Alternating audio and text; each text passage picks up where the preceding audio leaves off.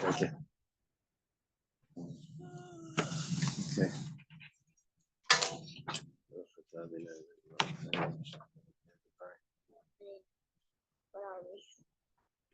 Today we're going to start on Ayin Zion 77. 2 weeks ago. This is okay. We're going to start on the top of Ayin Zion. Amar Rava. 2 lines, 3 lines from the top.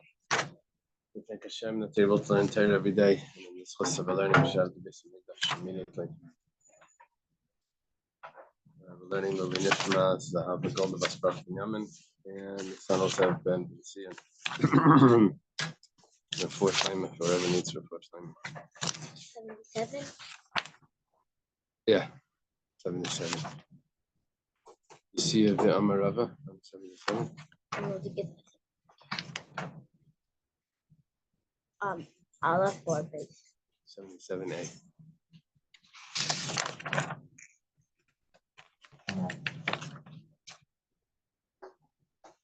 Yeah. Okay, so the last case we learned was where Rava was talking about someone that hired workers to dig, but the problem was the fields got flooded. So does he have to pay the workers anyway? So it depends. If the owner went to check on the fields and it wasn't his fault, the fields got flooded because of the rain. It wasn't his fault. He checked on it yesterday and everything was good. So then he doesn't have to pay the workers. Says, I'm sorry, it's your bad luck. But if he didn't check on the fields and he didn't realize, and the workers showed up, then it's the Balabayas' fault and he has to pay them. Probably has to pay him to pile bottle, whatever, but he still has to, like that when they take less because they didn't have to do the hard part. So today we learn if someone hires workers to water the field. But it rained instead, and the field doesn't need watering. So now you have these workers here. He says, look, I don't need you. So Pseida de Pailam, that's a loss to the workers. The reason why that's a loss to the workers is because workers also realize that the rain could come. It's not only, let's take a look at the next case, it'll clarify. Asanara, let's say a river overflowed and ended up watering the field that these workers were hired to water. And now the workers aren't necessary. So that's Pseida de Balabayas. That's a loss of the Balabayas, and he has to pay the workers even though they showed up and aren't necessary. Because they showed up, even though their work wasn't necessary, he still has to pay them. And the explanation is that anything that the Payalim should have realized, that the workers should have realized may happen, that's the workers' loss. It needs to be, in order for it to be the Balabayas' loss, it needs to be the workers had no awareness that that could happen, and the Balabayas was negligent. Balabayas was, because the workers are the ones that are extracting the money. They're the ones that are trying to take money out of the Balabayas, trying to take it out. There has to be a stronger proof to take it out. And that, so for example, in this case, this is a perfect case. Everyone knows that it could rain.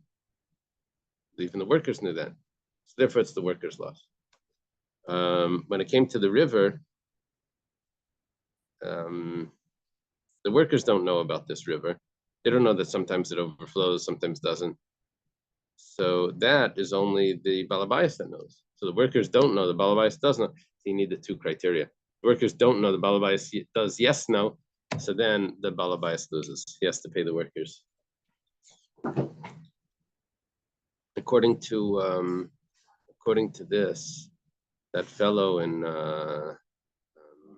Aaron Feuerstein, that had a factory that the factory burnt down and he paid his workers. Right? Would he be obligated to pay the workers during the until he built it back up? He paid his workers the whole time. It's a big Kiddush Hashem. So was he obligated or not? I don't know. He chose to do it. Chose to do it. So he's praised as a tzaddik. but the rest of the industry hates them because it sets a standard that they have no interest in. If that bird's down, it's your problem. Yeah. Maybe that's a good thing to set that standard. Rava definitely made everyone want to work for him, over Rava says, let's say someone hired workers again to water. Pasuk Nara. Where were they getting the water from? There needed to be a river there. So, and then the river stopped, in the middle of the day. So they're standing there with no water in the faucet, in the hose. So the pasuk, if it never stops, this is like the first time that it stopped, then say to the pilim, because that's not negligent of the balabayas. It's not his negligence. It never stopped. He wasn't supposed to know that, and that's not his fault.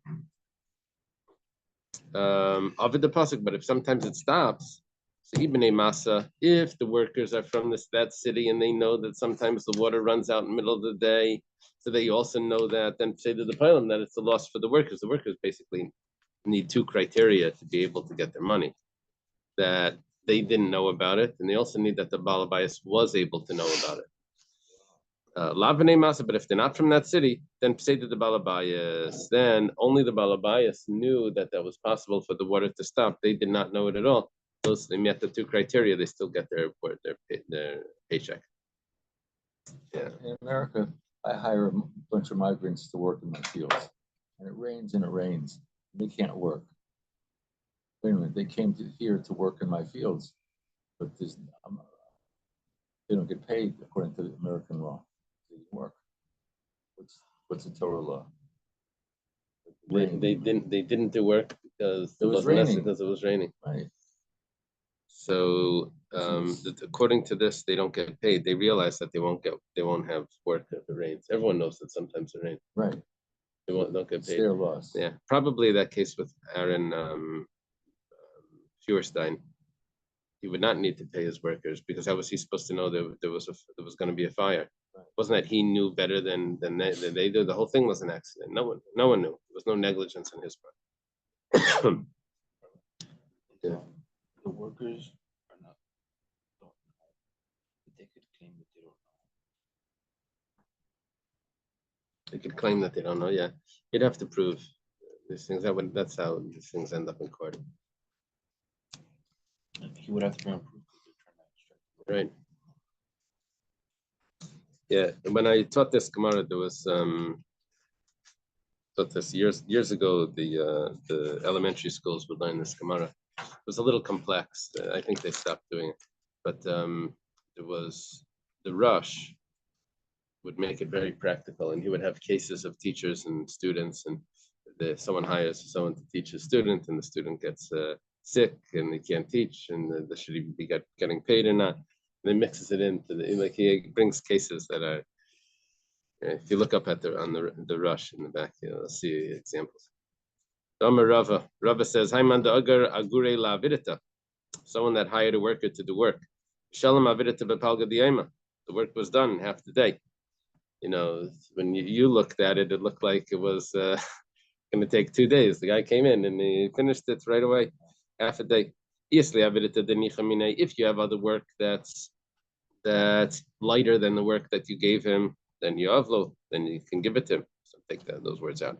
Inami the kavasei, or at least equivalent work, then mefaked you give it to him. But if you only have work that's much harder, then you can't give it to him. You can't give him that work. He wasn't hired for that. So what happened over here? You paid him for you hired him for a full day, but he only worked for half a day. But you're going to end up paying him for the full day, so you can give him other work. He did all the work that you thought would be Right. his work. He's a good worker, or you underestimated him. Maybe he underestimated. No. So then he owes you time, or you owe him time? Him full day. He says that Both. You owe him the full day, and he owes you the time. The question is, what work can you give them in the meantime? You can only give him equivalent work or lighter work. You can't give him harder work. That's because you hired him for the day. Can you hire him for a job like piecework? Yeah, that's something else. And you have to give them full payment. The Gemara says, Amai. Why do you have to give him full payment if the only work you had was harder? And so you couldn't give that to him, so he sat there the rest of the day playing on his phone, twiddling his thumbs. So bottle. Why don't you just pay him that what people want to get paid by going to the job and not having to do anything?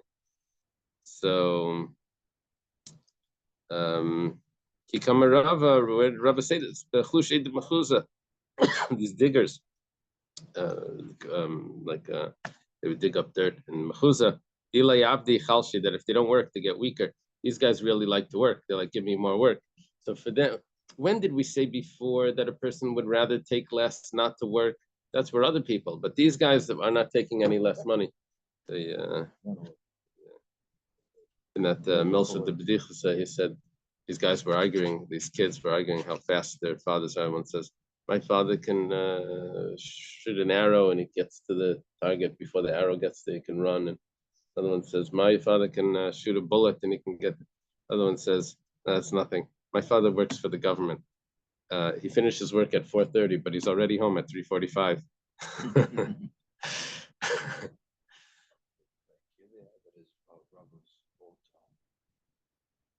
Yeah, Mechuza is where Rava lived. Yeah, Rava lived in Mechuza.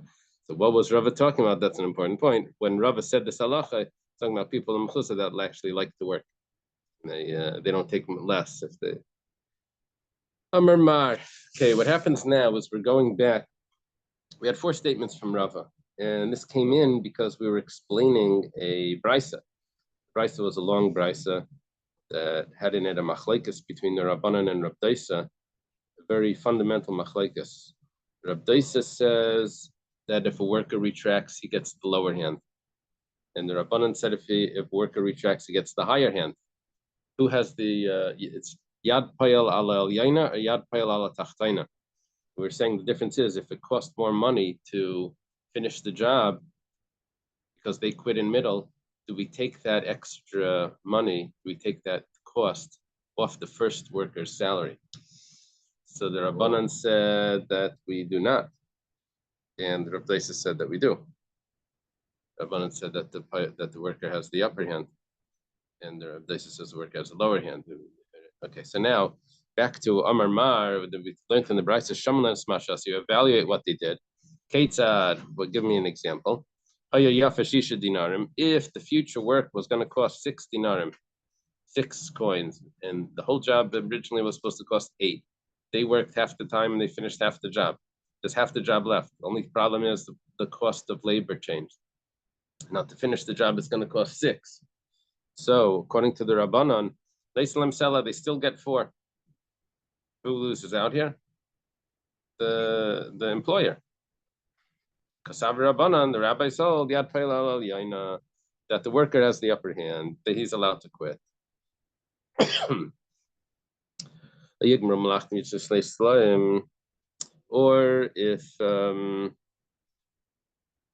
Or they can finish the job and get 2 coins, which was the original arrangement. Pshita, isn't that obvious? That was the original arrangement, and they did the whole job. So why is this even something that the Brisa would mention? So the Gemara says, no, it's necessary. You read this probably lie. No, it's necessary. The Aiker Avidita, the minimal wage went up. The Imru Pailim, and the workers reneged. They backed out of this. They said, we can make more somewhere else. We're not continuing. Basel Balabayas, if I sin, the Balabayas went and he appeased them. He said how good they were and how much, and the benefits and, all of that. They said, please come. And then it comes to payment. They come and say, if I sin on when you convinced us to come back, Adaita, the Tafas Lana Agra, we thought you were going to pay the new salary. That's why you were being so, we thought that Kamash Malan comes to teach us Damalu. He says, no, I never agreed to the new wage. I was keeping out the old wage. I was just going to give you a better lunch. You were going to get perks. We were getting new types of coffee in the cafeteria. What do they have in that offices? They have is it called the cafeteria? like a lunchroom. They have like a cafeteria. They have a new machine They're with gonna- better coffee. Yes. So, but he doesn't have to increase the salary. So that's Oh. what we're saying over here, that even when they finish the job, they still only get the original salary. Sella, Nesalim Sella, if to complete the job costs a Sella, which is 4 coins, then the first workers also get 4 coins. The Gemara says, Pshita, that's obvious. That's the original salary, and they did half. The Gemara says, Lo yitzricha, no, it's necessary. What happened was originally, work was only going for 3 coins. And Vagrina Betfei but we agree, but the guy agreed to pay them 4 coins. Because the minimal wage was 3 coins. They said, we're not working for minimal wage, we want more. I said, okay, I'll go up 1 coin, give you 4 coins. So if at the end, the Yakar Avidita become Betfei at the end, the minimal wage went up. Wow. And the minimum wage was now 4. So now they're getting what everyone else is getting. So Mao the time, what may we have thought? Amri lay that they say to him, Tfezuz Amrplan, Tfezuz Ahavlan. You used to give us a 1 coin more than the minimal wage. Now we'd like to get 1 coin more than the minimal wage, which is now going to be 5. Kamash Malan Darmalahu, he says, no, Kamalahu Tfezuza, when I said to you, I'll give you an extra coin to lay a kimlachu because you weren't willing to accept 3. So I went up to 4. Ashta kimlachu, but now but 4 you accepted. So the fact is that now the minimum wage is 4. I'm not going to 5. Yeah, there's 2 this is they call this 2 narratives. Each one's got a story. What I meant was I needed 1 coin more than the minimum wage. The other one says, no, you didn't want 3. I gave you 4. And now, well, what do you care about everything else? Okay. Rav Daisa says, you evaluate the future work, what it's going to cost. If the future work is worth 6 coins, this is Rav Daisa's opinion. Rav Daisa's name is Rav Daisa ben Horkinus. It was an early Tana. You know what? I'm not sure about that. I don't think so, but could be. What was the question? Shalom is asking if he's Rabbi Eliezer ben Horkinus' brother.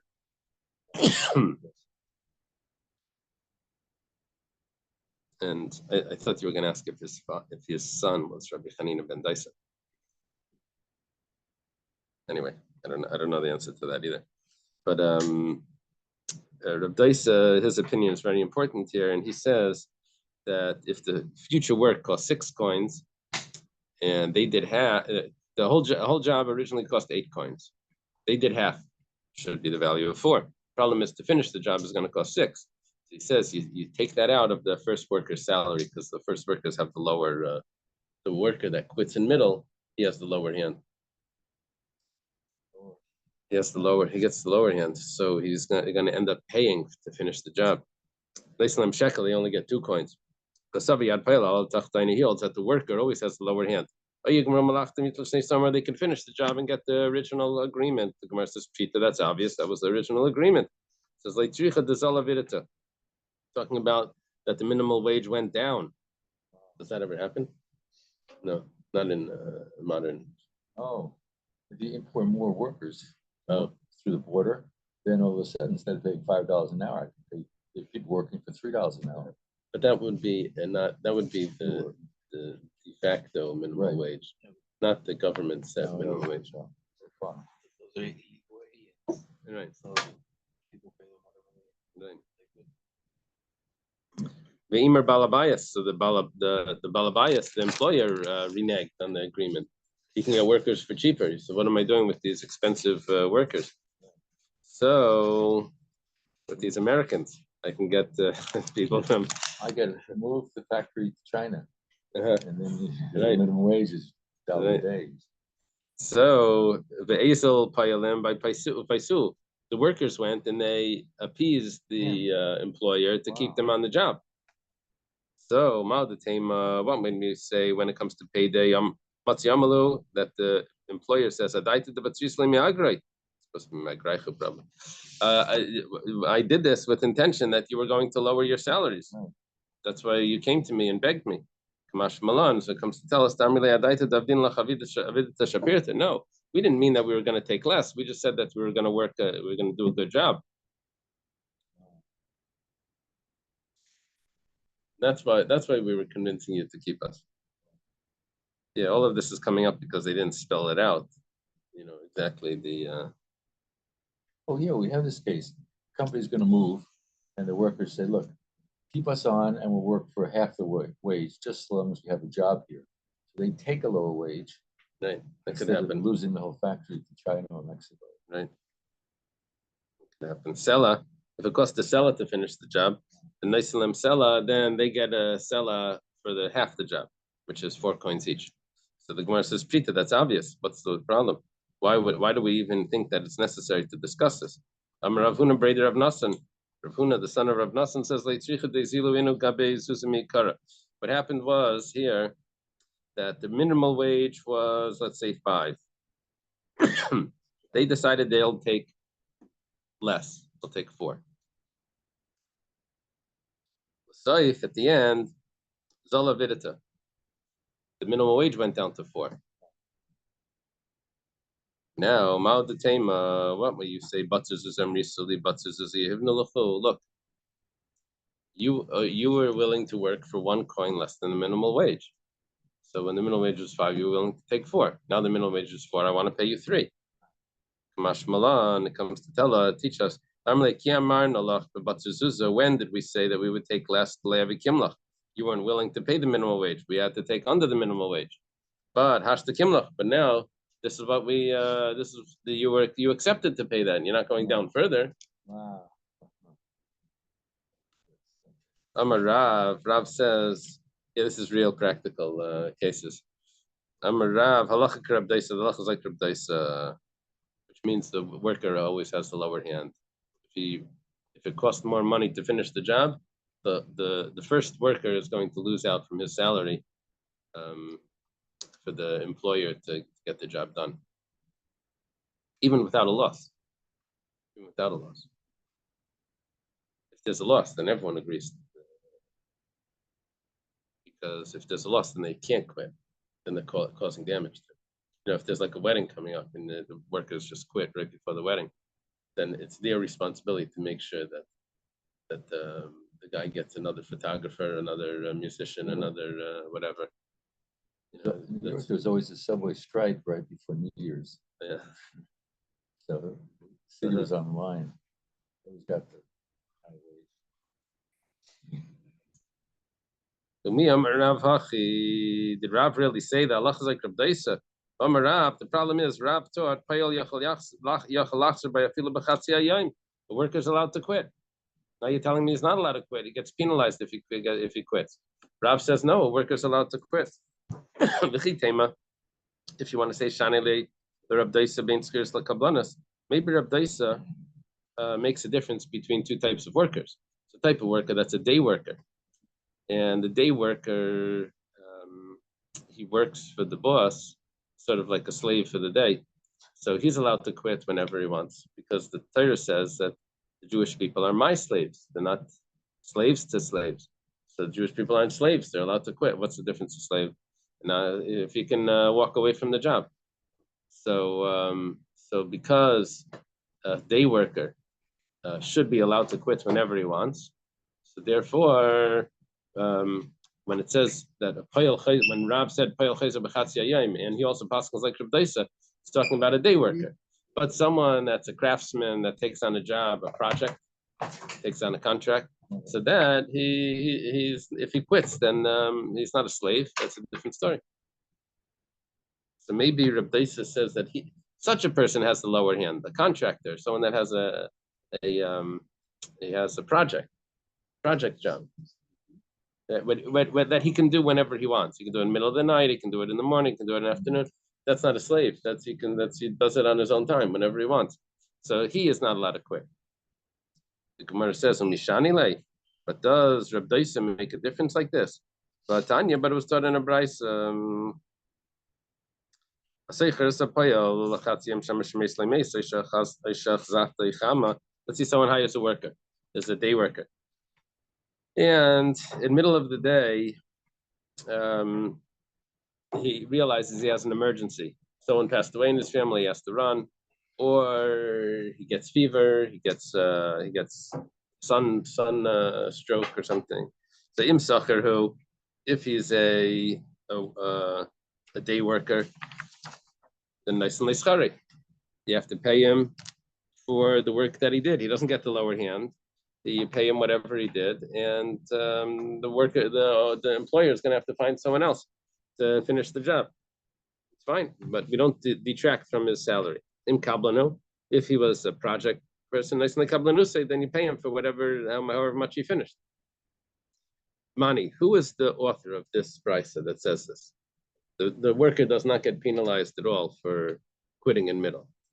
If we say it's the rabbis say usually the worker has the upper hand.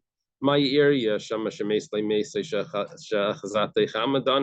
why did he need to come on to a case where there was an emergency, unpreventable circumstance that caused him to quit? Kilayanas nami.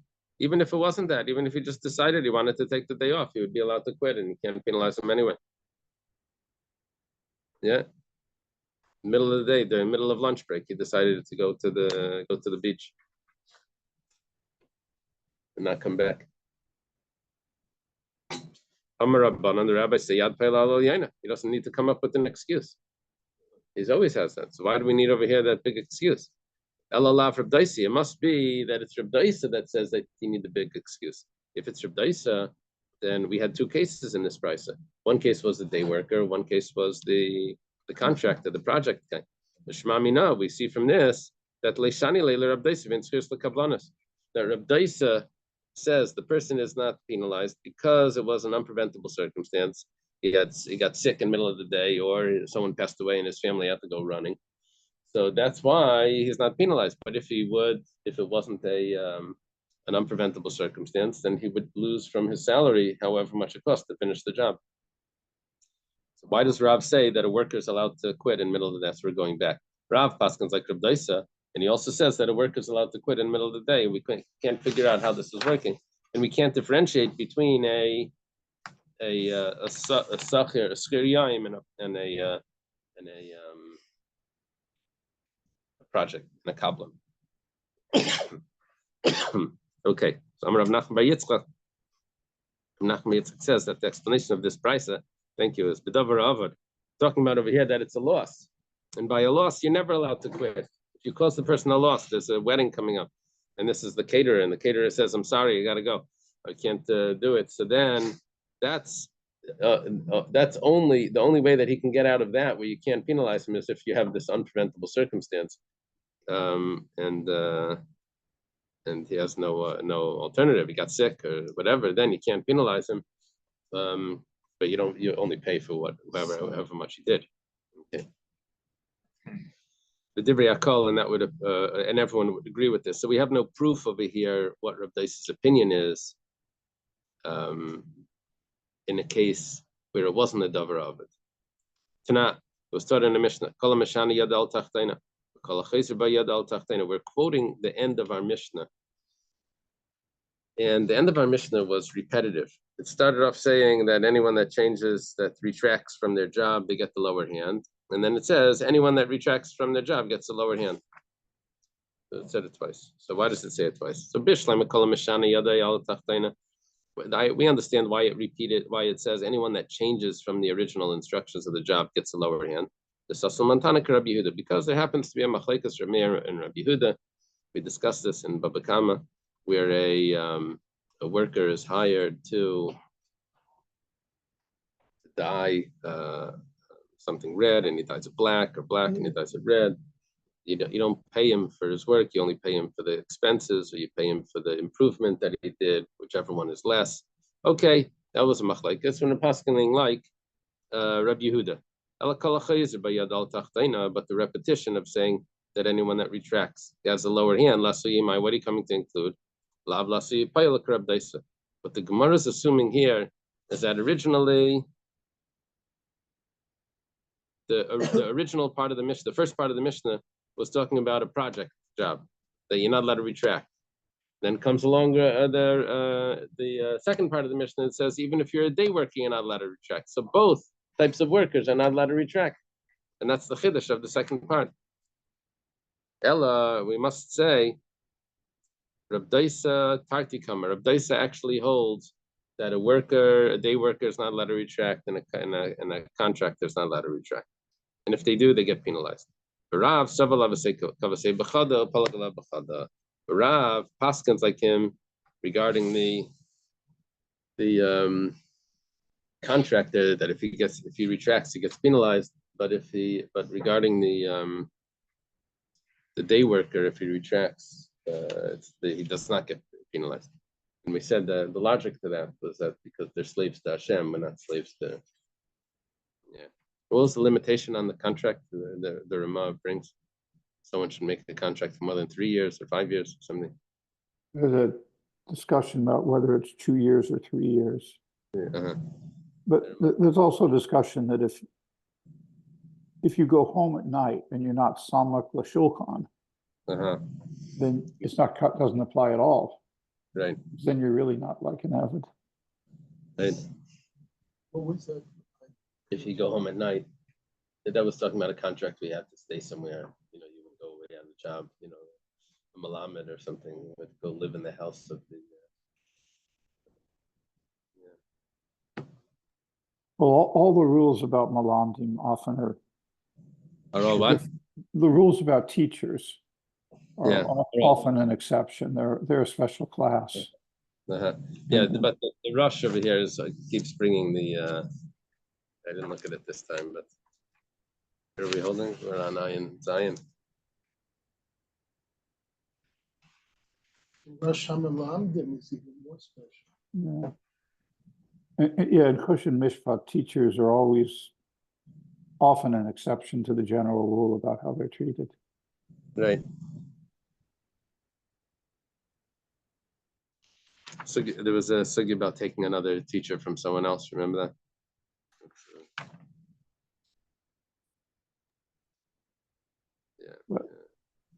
I guess the big change from what's in the Shulchan Aruch is the takanas of Moshe Feinstein about teachers. They're very important. But yeah. Right. If you're going to fire a teacher, you have to, for the next year, you have to let them know before Pesach. This is one of Moshe Feinstein's takanas, which I think have been accepted largely, maybe not in Chabad, but in general, so that he has time to find a new job. Right. There are a few others like that. I think he was also the month for a year. That was also a takana of Moshe Feinstein. He's talking about severance pay. They fire a teacher. If he worked there for 10 years, they have to pay him 10 extra months after that. Yeah, I don't think it was widely accepted in Chabad. I'm sorry? I don't think that was widely accepted in Chabad. I'm pretty sure it was. Yeah, even if it was, they have the tricks to get out of it. They say that's only if you're fired because of this and that or whatever. But you were fired because I don't know, something, because he came late once. It was your fault or something. They come up with some excuse. Okay. Yeah, when I first started teaching, I started teaching general studies. I didn't start in Kodesh. I was in the Kailal, and they needed a teacher to teach science. I went to teach science. So my family, my in-laws, my father-in-law would tell me, you just remember that you can quit in the middle of the day, any day you want. You can always quit. That's the halacha. You can quit. Just walk out. Just leave the books. Okay. No, you have to build it up. I started with science, and then they needed a teacher for Navi, so they put me in that class. And then the next year they needed a teacher for Gemara, so they put me in that class. And then they needed the whole day, and then and then you get a full time to build it up. Anyway, if you want, you could say Look at the Tanya. What did we mean to say in the Mishnah, when we added in that statement, that if someone quits, he gets the lower hand, that was referring to something else. Look at the Tanya. It's taught in a brisa, by anyone that retracts from an agreement. Ketzad, what were we talking about? Someone sold the field to his friend for 1,000 coins. And he gave him money, but he only paid 200 out of that 1,000. It's like a regular down payment today. Now, usually today, the way we would do it is that it would be a mortgage. We've considered it like you've paid everything. The only thing is you have a debt. Here, that's not what happened. He only paid 200. After the 200 were paid, the seller says, you know what? I'm retracting. So Yad Lekech Al Yena. The Lekech says, 1 second, we have an agreement here. I'm supposed to buy this whole field. So the Lekech gets the upper hand. If you want to say tenli maisai, he says, give me back my money. Okay, that's obvious. Tenli karka keneged maisai. Or you can say, give me money, give me land equivalent to the 200. What type of land does he collect? Minedius, from the best of the land. Money. But if the purchaser retracts, he only paid 200. So then Yad Meicher Al Yena. Then the seller has the upper hand. If he wants, he could say, take your money. If he wants, he can say, or he can say, take land equivalent to your money. What type of land does he give him then? He gives him the worst land. You see, whoever retracts has the lower hand. So this is a different chiddush. It's not telling me that the day worker is allowed to retract. Says, we have a different way of doing this. We say we train the person when they make the sale, that they shouldn't be able to retract. And how do you do that? Kate said, I, so-and-so, the son of so-and-so, sold the field to so-and-so for such and such a field to so-and-so for 1,000 zuz. And I gave him 200. And I owe him 800. As if it's a loan. This is like a mortgage. This is the way, what they call it when they finance it from the owner. Owner financing. Yeah, owner finance. So he acquires the whole property. The only thing is he owes the money and he has to pay that money for even if it takes a bunch of years. Amar Mar. Okay, so that would answer our question that it leaves Rav in a predicament, but it would answer our question why the Mishnah says and maybe Payal has the same halacha.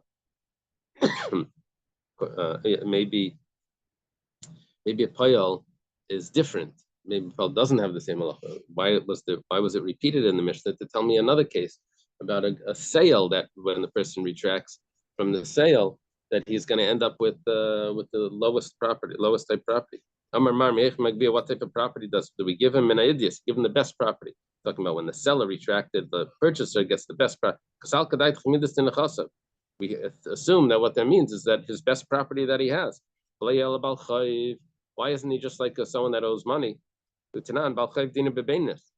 Even if it's owes money, which we made a special institution that if someone lends money and he doesn't pay back, that the lender should be able to collect from the intermediate level properties. Now, the reason for that is because we want people to lend money and not think that they're always going to get back the worst stuff.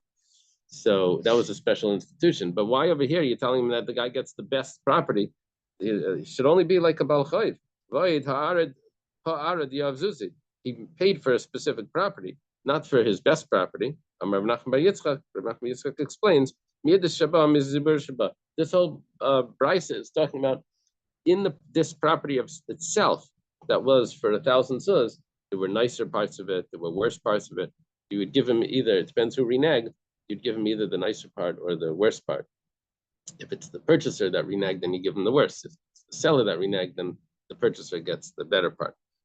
You could even say that it's the best property, not in this field, it's the best property that the person has, the seller has. Why? How does a person get the funds to be able to buy a property that's cost 1,000 zuz? He has to go sell all the little things that he has in his whole house. He has to sell everything to get the money for the down payment, and right? He's selling everything off.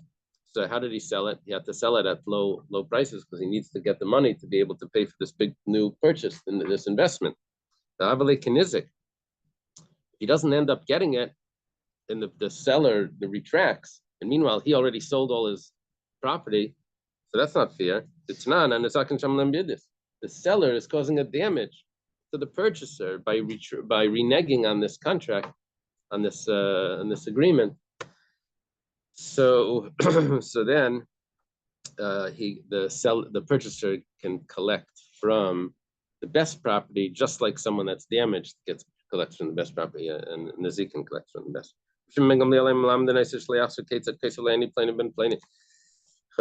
We teach him that not to be able to retract because we make the arrangement different, that the entire sale is completed right now, and the only thing is you owe money. It's seller financing. Time of the cost of lehachi. What's the reason why it's seller financing? Is because you actually wrote a document that says this. But if you didn't write that document, like honey, then the person doesn't acquire.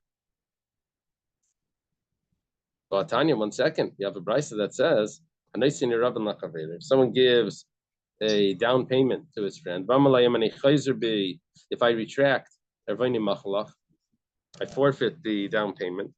Another one says, if I retract, the seller says, I'll double your down payment. I'll give you back down payment plus another one. That sounds like a bet. This arrangement is accepted. Give Rabbi Yossi. This is Rabbi Yossi's opinion. Rabbi Yossi holds that asmachta. How do they translate asmachta? Oh, they put it in italics and they write asmachta. Inconclusive consent is valid. That's Rabbi Yossi's opinion. Rabbi Yossi ben Chalafta. Rabbi Yehuda says no. He only acquires equivalent to the down payment. We had this Gemara before. Reb Shimon ben Gamliel says, and that's our point, because we're comparing Reb Shimon ben Gamliel in this brisa to Reb Shimon ben Gamliel that we had in the other brisa.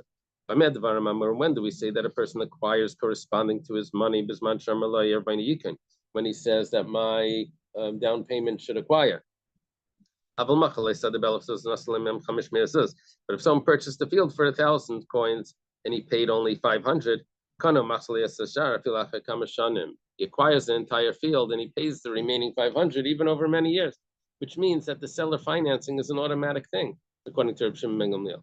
And you don't need it to be in a contract. Gemara says, like kasha, don't ask this as a question. You have to look at the seller. If the seller is selling his property because he needs the money, and he's coming to the person and every day you're telling him, give me the money, where's the money, what's going on? So then you see, show me the money. So then he only made the sale to get the money. If he doesn't get the money, then the sale's off. Or at least that part of the money that he didn't get. But if he's not asking for the money, then the sale is a done sale, and you just pay it up. He's not asking for the money because the money will come when it comes. He wanted to sell the property, not because he needed the cash today. Okay. Because Rava says, someone sells something to his friend, and the seller keeps coming to ask for the money, like Kani, the sale is not completed. But if he's not asking for the money, then the sale is complete. Talking about even on the part that the money wasn't paid for, the sale is still complete. And Rava says, if someone borrows money from his friend and he pays him back, he pays him in pennies. He borrows $10,000, he pays him back with a U-Haul truck full of pennies. So that is a payment. But he does have complaints. He's allowed to hate him, and he doesn't violate the laws of you shall not hate your friend. He says, I'm losing because of this. What's he losing? He's losing the inconvenience, I guess. There was a person that sold a donkey to his friend, but he didn't pay one coin. But the seller kept asking, you owe me one more coin for that thing. You're missing the last dollar. Ravashi was sitting and he was wondering, what's the story with this sale? Is this considered a sale or not? Ki I gavna mai, kani alai kani. Did he acquire it or not? Amar layer of Mordechai Rav Ashi. Mordechai says to Rashi, Yochem Ravim Agrunim Shmei de Rava. Avimi Meagrunia says in the name of Rava that Zuzah Kizuzei Dami. One coin is like many coins. Doesn't matter.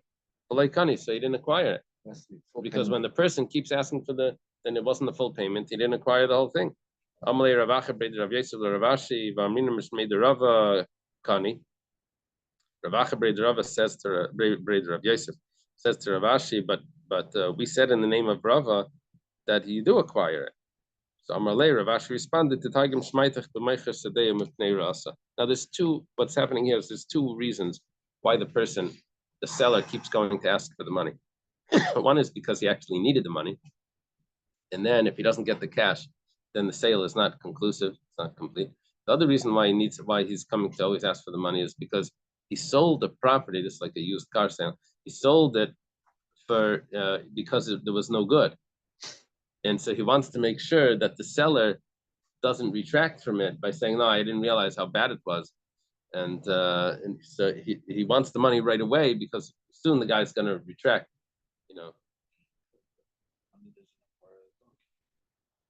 Money doesn't acquire the donkey.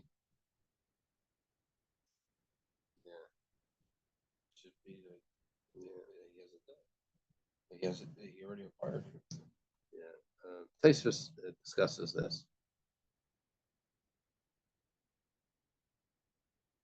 He says, don't answer that we're talking about a mishapara. Tosfos asks you a question. Hill is asking a question that that you don't acquire with money anyway.